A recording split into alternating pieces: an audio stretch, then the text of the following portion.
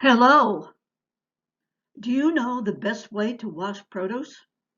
Well, today I want to share with you some tips. For leafy greens, fill a salad spinner with greens, then fill with water. Add a teaspoon of baking soda and mix well. Soak for a minute, swish, dump, then rinse and spin dry.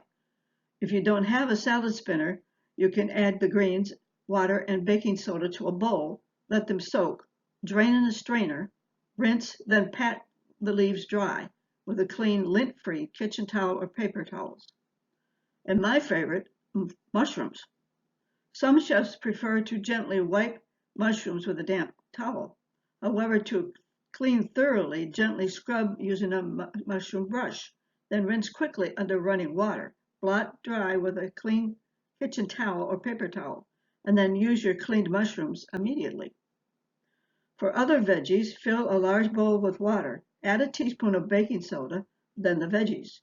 Soak for a minute or two. Scrub with a brush. Rinse the veggies well.